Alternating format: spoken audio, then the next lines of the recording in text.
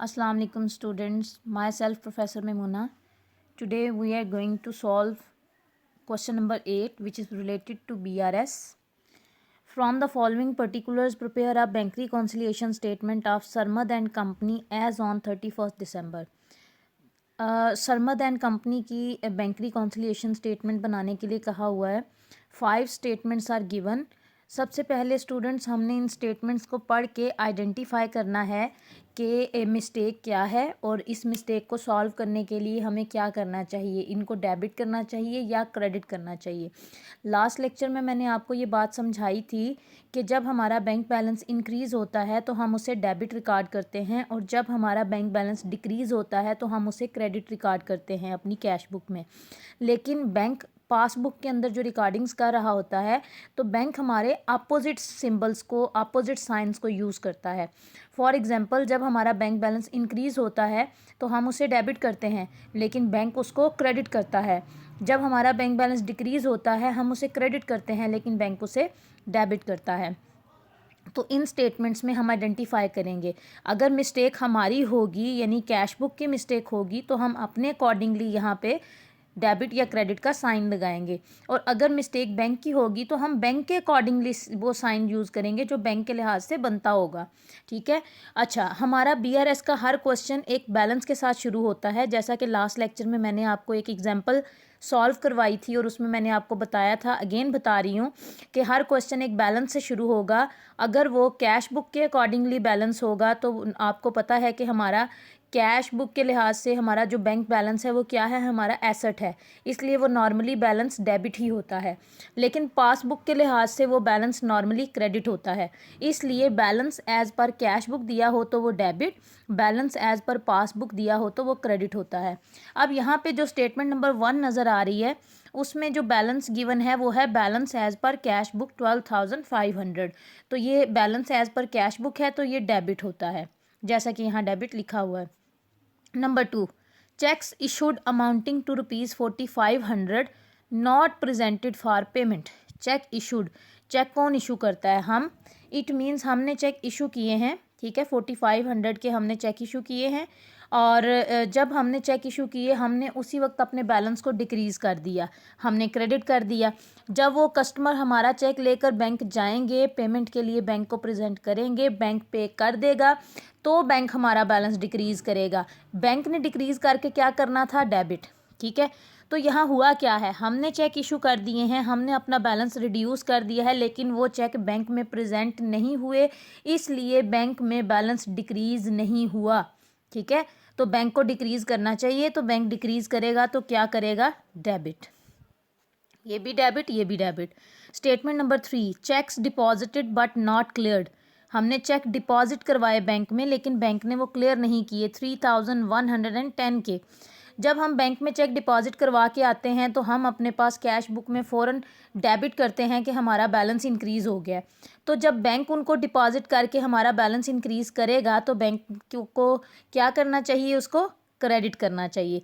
लेकिन यहाँ हुआ क्या, हमने चेक डिपॉजिट करवाए थे लेकिन बैंक ने उनको अभी तक क्लियर नहीं किया यानी क्रेडिट नहीं किया, तो ये क्रेडिट है. उसके बाद statement number 4, bankers had wrongly debited. Bank ने गलती से डेबिट कर दिया. बेटा, जो चीज़ गलती से डेबिट हो गई है आप उसको क्रेडिट कर दें, वो ठीक हो जाएगा. जैसे फॉर एग्जांपल कुछ कप्स पड़े हैं और गलती से एक कप के अंदर चाय डाल देते हैं. ठीक है. तो वो कोई कहे कि गलती से डाल दी है तो क्या करेंगे? उस मिस्टेक को सॉल्व करने के लिए उस कप में से आप चाय निकाल दें, मिस्टेक ठीक हो जाएगी. ठीक है. इसी तरह रॉन्गली डेबिट, गलती से डेबिट हुआ है तो उसको क्रेडिट कर दें, अगर गलती से क्रेडिट हुआ है उसको डेबिट कर दें तो वो मिस्टेक ठीक हो जाएगी. So bankers had wrongly debited the firm's account with ₹712. Bankers ने गलती से 712 के साथ डेबिट कर दिया है. ठीक है. तो इसको क्रेडिट करेंगे. बैंक चार्जेस, बैंक चार्जेस बेटा बैंक के सर्विस चार्जेस होते हैं और वो हमेशा क्रेडिट ही होते हैं. क्यों क्रेडिट होते हैं? देखो, बाज़ औक़ात उसने इस तरह स्टेटमेंट दी होगी, bank charges debited in the passbook, तो जो चीज़ बैंक ने डेबिट की है वो डेफिनेटली हमने क्रेडिट करनी है. लेकिन आपको लॉजिक भी पता होनी चाहिए. बैंक चार्जेस बैंक के सर्विस चार्जेस हैं, ये मैं ऑलरेडी बता भी चुकी हूँ कि बैंक जो सर्विसेज देता है उसके चार्जेस लेता है. लेकिन बैंक ये नहीं कहता कि आएँ और हर महीने हमें कॉल करके बुलाए कि मेरे सर्विस चार्जेस दें। बैंक हमारे अकाउंट में से ही पैसे डिडक्ट करता है सर्विस चार्जेस। तो जब उसने अपने सर्विस चार्जेस डिडक्ट करने हैं तो हमारा बैलेंस क्या हो जाएगा, डिक्रीज़ हो जाएगा। तो डेफ़िनेटली जब हमारा बैलेंस, बैंक ने तो बैंक चार्जेस काट के हमारे बैलेंस को डिक्रीज़ कर दिया है, हमें उसी वक्त नहीं पता चलता कि बैंक के चार्जेस कब कटे हैं, कोई इन्फॉर्मेशन नहीं होती। वो बाद में हम कहीं चेक करें तो हमें समझ आती है कि हमारा बैलेंस इतना कम है, वो कहाँ गया, तो पता चलता है जी सर्विस चार्जेस कटे हैं। तो फिर इट मीन्स हमारा बैलेंस रिड्यूस होता है, लेकिन बैंक ने कर दिया होता है, हमने नहीं किया होता। तो हम डिक्रीज़ करके क्या करते हैं, क्रेडिट करते हैं। तो ये क्रेडिट है। आप नॉर्मली इसको याद रखें, बैंक चार्जेस ऑलवेज़ क्रेडिट ही करने हैं आपने, क्योंकि ये बैंक से तो मिस्टेक होती नहीं है, ये हमेशा हमसे ही होगी, क्योंकि बैंक तो रिकॉर्ड कर चुका होगा, हमें लेट पता चलेगा। तो बैंक चार्जेस क्रेडिट होते हैं। तो स्टूडेंट्स, ये क्वेश्चन नंबर 8 में हमने पाँचों स्टेटमेंट्स को पढ़ा। पहली स्टेटमेंट आपका बैलेंस है, जिसके साथ क्वेश्चन शुरू होगा, ये डेबिट है। Number 2 debit, number 3 credit, number 4 credit, number 5 भी क्रेडिट। अब हम BRS बनाएंगे और क्वेश्चन को करेंगे सॉल्व।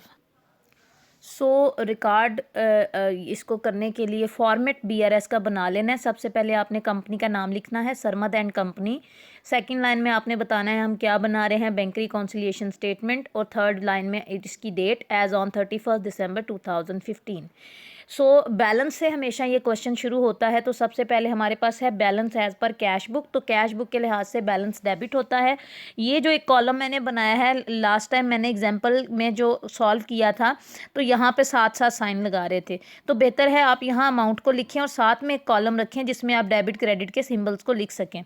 सबसे पहले हमारे पास इसका बैलेंस है, balance as per cash book. Balance as per cash book हमारे पास 12,500 और डेबिट बैलेंस है, ये हमने नोट कर लिया है। ये थी हमारी statement number 1। Statement number 1, statement number 1 के बाद अब चलते हैं हम स्टेटमेंट नंबर 2 की तरफ। तो यहाँ पे हम लिखेंगे स्टेटमेंट नंबर 2।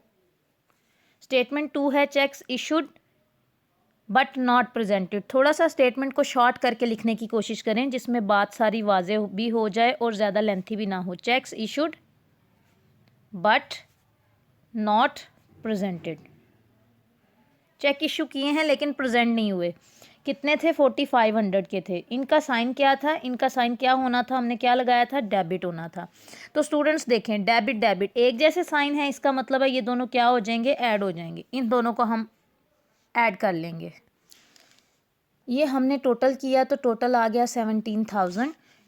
चूँकि दोनों अमाउंट्स के साथ डेबिट का साइन है तो यहाँ आंसर के साथ भी आ जाएगा डेबिट। अब हम लिखेंगे स्टेटमेंट नंबर 3। स्टेटमेंट नंबर 3 आपके क्वेश्चन के अकॉर्डिंगली था checks deposited but not cleared. तो हम यहाँ लिखेंगे checks deposited but not cleared. अगर स्टूडेंट्स मैंने कल भी एक बात की थी कि अगर वो नीचे वाली लाइन में भी चला जाए तो कोई प्रॉब्लम नहीं है। मैं यहाँ रफली ही कर रही हूँ, आप लोगों ने तो स्केल के साथ लाइंस ड्रॉ करनी है, ठीक है। तो चेक डिपॉजिट करवाए हैं लेकिन वो क्लियर नहीं हुए। तो ये स्टेटमेंट क्या थी, ये स्टेटमेंट क्रेडिट थी। कितनी अमाउंट के साथ, 3,110 के साथ क्रेडिट। देखें ये डेबिट है, ये क्रेडिट है, डिफरेंट साइन हो गए तो ये क्या हो जाएगा, माइनस हो जाएगा। तो हम क्या करेंगे, हम 17,000 में से 3,110 को कर लेंगे माइनस। तो हमारे पास पीछे रह गया 13,890। अब इस आंसर के साथ साइन कौन सा लगेगा, ये दोनों अमाउंट्स हैं। और आपके मैथ के रूल के लिहाज से जैसे आप वो प्लस माइनस माइनस करते थे, तो आप साइन आंसर के साथ कौन सा लगाते थे, जो बड़ी अमाउंट के साथ हो। तो यहाँ पे हैवी अमाउंट के साथ कौन सा सिंबल है, डेबिट का। तो यहाँ पे आ गया डेबिट। अब हम लिखेंगे statement number 4। Statement number 4, bankers had wrongly debited the firm's account. यहाँ हम रॉन्गली डेबिट भी लिख दें तो बात समझ में आ रही है, रॉन्गली डेबिटेड। रॉन्गली डेबिटेड क्या करना था, इसको हमने क्रेडिट करना था, ठीक है। जो रॉन्गली डेबिट हुआ है हमसे उसको क्रेडिट करेंगे तो ठीक होगा 712 के साथ। अगेन देखें डेबिट और क्रेडिट, डेबिट में से क्रेडिट क्या होगा, माइनस होगा, ठीक है। तो इसमें से हम अगेन 712 को कर देंगे माइनस। माइनस करने के बाद हमारे पास आंसर आ गया 13,178। और बड़ी अमाउंट के साथ डेबिट का साइन था तो हमने डेबिट का साइन लगा दिया। अब हम लिखेंगे हमारी लास्ट स्टेटमेंट जो है स्टेटमेंट नंबर 5। यहाँ हम स्टेटमेंट नंबर 5 को लिख रहे हैं, थोड़ा सा कॉलम्स को भी इंक्रीज कर लेंगे ताकि हमारा क्वेश्चन सॉल्व हो सके इजीली। सो स्टेटमेंट नंबर 5 है बैंक चार्जेस। तो बैंक चार्जेस आपको वैसे भी ये रूल्स याद हो जाएंगे जब आप सारे क्वेश्चंस करेंगे। तो बैंक चार्जेस क्रेडिट होते हैं। क्यों क्रेडिट होते हैं? बाज़ दफ़ा तो उसने खुद लिखा होगा bank charges debited by bank, तो आपको समझ आ जाएगा कि बैंक ने डेबिट किए हैं तो फिर हम क्या करेंगे, हमने क्रेडिट करने होंगे। ठीक है, सो बैंक चार्जेस क्रेडिट है और बैंक हमेशा ये सही रिकॉर्ड करता है क्योंकि बैंक ने तो ये काम फर्स्ट हैंड पे बैंक नहीं करना होता है, हमें लेट पता चलता है तो मिस्टेक हमारी होगी। सो बैंक चार्जेस क्रेडिट हैं विद ₹35। सो डेबिट अमाउंट में से क्रेडिट फिर से माइनस हो जाएंगे 35, तो हमारे पास जो आंसर आ रहा है वो है 13,143। ये हमारे पास आंसर आ रहा है और बड़ी अमाउंट इन दोनों में से डेबिट वाली है, इसलिए इस आंसर के साथ कौन सा सिंबल आएगा, डेबिट का सिंबल आ जाएगा। और यहाँ हम एक लाइन ड्रॉ करके अपने क्वेश्चन को कर लेंगे कंप्लीट। ये हमारा आंसर है। अब जिस बैलेंस से हमारा क्वेश्चन शुरू होता है ना, हमारा आंसर उसके अपोजिट बैलेंस पे जाता है। Balance as per cash book के साथ हमने अपने इस क्वेश्चन को स्टार्ट किया था, तो जो हमारा आंसर आया ना वो होगा बैलेंस एज पर पासबुक। तो हम यहाँ अलहदा से आपने ज़रूर लिखना है बैलेंस एज पर पासबुक। और ये डेबिट आंसर है तो आपको पता है कि बैंक अपोजिट चलता है, तो ये इसका साइन उलट जाएगा आंसर में, ये बन जाएगा क्रेडिट 13,143 और ये है आप लोगों का आंसर। सो ये था हमारा क्वेश्चन नंबर 8 और BRS का हमारा ये क्वेश्चन नंबर 1 था आपके चैप्टर नंबर 8 में से। उम्मीद है बेटा आप लोगों को समझ आई होगी। आपको अच्छी समझ आई हो तो आप ज़रूर वीडियो को लाइक भी करना और कमेंट भी करना। ठीक है, थैंक यू सो मच बेटा। इंशाल्लाह नेक्स्ट क्वेश्चन के साथ मुलाकात होगी। अल्लाह हाफिज़।